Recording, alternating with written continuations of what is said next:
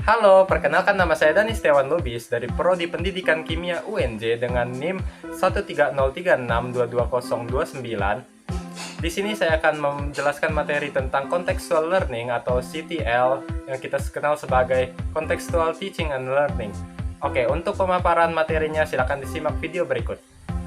Oke, apa itu yang dinamakan dengan strategi pendekatan REACT? REACT adalah singkatan dari Relating, Experiencing, Applying, Cooperating, and Transferring, yang dimana dalam conceptual learning sendiri kita dituntut untuk merealisasi antara ilmu yang kita pelajari dengan kehidupan, lalu kemudian ada experiencing yang dimana kita mengalami dari ilmu tersebut, dan ada kemudian applying yang dimana kita menerapkan ilmu tersebut ke dalam kehidupan kita sehari-hari. Kemudian ada cooperating yang dimana kita dituntut untuk bekerja sama dengan rekan kelompok dalam sebuah kelompok kecil yang dimana kita nanti di dalamnya itu akan belajar bersama. Kemudian ada transferring yang merupakan kegiatan berbagi ilmu antara rekan kelompok kita masing-masing. Sebelum melanjutkan ke materi pendekatan dengan strategi REACT, sebelumnya kita harus mengetahui apa itu conceptual learning. Conceptual learning atau contextual teaching and learning atau yang disingkat CTL didefinisikan sebagai cara untuk memperkenalkan konten menggunakan berbagai teknik pembelajaran aktif yang dirancang untuk membantu siswa menghubungkan apa yang telah mereka ketahui dengan apa yang diharapkan untuk mereka pelajari, dan untuk membangun pengetahuan baru dari analisis dan sintesis dari sebuah pembelajaran, yang dimana pada pembelajaran ini kita akan menerapkan materi stoikiometri pada kehidupan nyata. Banyak pendidik yang mensalahartikan tentang pembelajaran kontekstual ini, yang dimana pendidik menganggap pembelajaran aktif dalam contextual learning sebagai strategi apapun yang menyimpang dari format ceramah tradisional di mana seorang guru menyampaikan pengetahuannya dengan cara membicarakannya kepada murid. Well, sebenarnya di contextual learning ini sendiri kita dapat menerapkan teori konstruktivis, yang dimana contextual learning ini berakar dari teori konstruktivisme, yang dimana peserta didik mempelajari ilmunya sendiri. Dengan pembelajaran kooperatif dalam sistem REACT tadi, contextual learning diharapkan dapat menuntut peserta didik dapat menerapkan ilmu yang telah dipelajarinya ke dalam kehidupannya. Adapun keterkaitan antara pembelajaran kontekstual dengan pembelajaran konstruktivitas yang dimana model ini adalah pembelajaran aktif, yang mana pembelajar memiliki dan menggunakan berbagai proses kognitif selama proses pembelajaran. Proses kognitif utama mencakup perhatian terhadap informasi yang relevan, mengorganisasikan informasi tersebut ke dalam representasi yang koheren, dan mengintegrasikan representasi tersebut dengan pengetahuan yang telah ada. Menurut para ahli, salah satunya Burns dan Erikson, pengajaran dan pembelajaran kontekstual membantu siswa menghubungkan konten yang mereka pelajari dengan konteks kehidupan, di mana konten tersebut dapat digunakan dalam kehidupan mereka. Contextual teaching and learning dan teori konstruktivitis memasukkan prinsip-prinsip pengajaran kontekstual membantu mendorong pembelajaran otentik dan meningkatkan keberhasilan siswa dengan memungkinkan mereka membuat koneksi saat mereka membangun pengetahuan.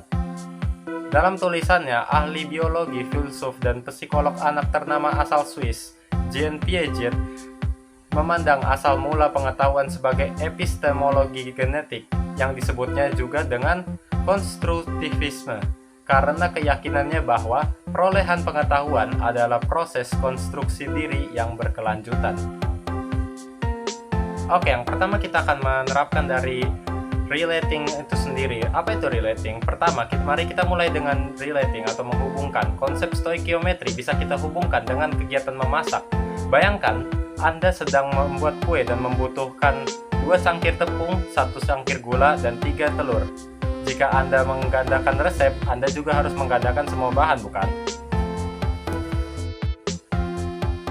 Begitu juga dengan stoikiometri dalam ilmu kimia, di mana kita menghitung jumlah reaktan dan produk berdasarkan sebuah persamaan kimia. Menghubungkan konsep ini dengan pengalaman sehari-hari membantu kita kita memahami pentingnya proporsi dalam suatu reaksi kimia. Untuk selanjutnya, yaitu ada experiencing atau mengalami. Mari kita lakukan percobaan sederhana dengan mereaksikan asam klorida HCl dan natrium hidroksida NaOH untuk menghasilkan sebuah garam dapur atau natrium klorida dan air. Dengan melakukan percobaan ini, kita bisa melihat langsung bagaimana reaksi kimia terjadi dan memahami hubungan kuantitatif antara reaktan atau pereaksi dengan produk yang dihasilkan dari suatu reaksi. Yang poin ketiga adalah applying, yang dimana setelah kita melakukan percobaan, saatnya kita menerapkan. Kita akan menghitung jumlah reaktan yang dibutuhkan dan produk yang dihasilkan menggunakan suatu persamaan stoikiometri.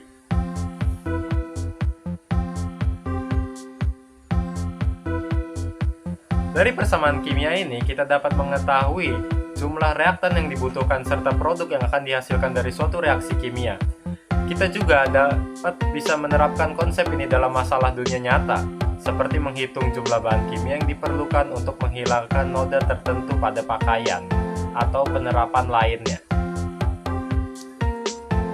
Selanjutnya, poin keempat adalah cooperating atau bekerja sama, yang dimana kita akan bekerja sama dalam sebuah kelompok untuk membuat poster yang menjelaskan tentang langkah-langkah dan hasil dari percobaan kita. Melalui kerjasama ini, kita dapat mengembangkan keterampilan komunikasi dan kolaboratif serta belajar dari satu sama lain, terutama pemahaman kita dalam materi stoikiometri, yang dimana kita harus melakukan pemahaman tentang konsep mol serta konsep-konsep perubahan dan persamaan kimia yang terjadi. Terakhir, kita punya tahap transferring atau mentransfer, di mana pada tahap ini kita akan menerapkan pengetahuan kita tentang stoikiometri ke dalam situasi yang baru. Misalnya, dalam menghitung jumlah bahan bakar yang diperlukan untuk reaksi kimia dalam sebuah mesin kendaraan atau proses industri. Dengan cara ini, kita bisa melihat bagaimana konsep yang kita pelajari di kelas dapat digunakan dalam kehidupan nyata.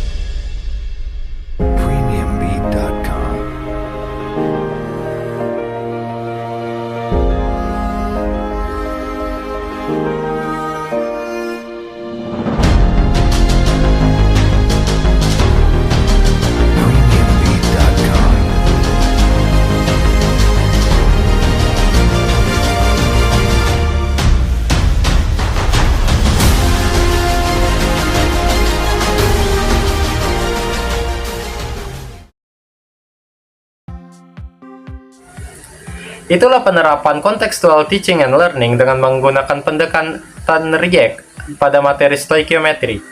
Dengan mengikuti pendekatan ini, pembelajaran menjadi lebih bermakna dan relevan. Terima kasih telah menonton dan sampai jumpa di video berikutnya. See you!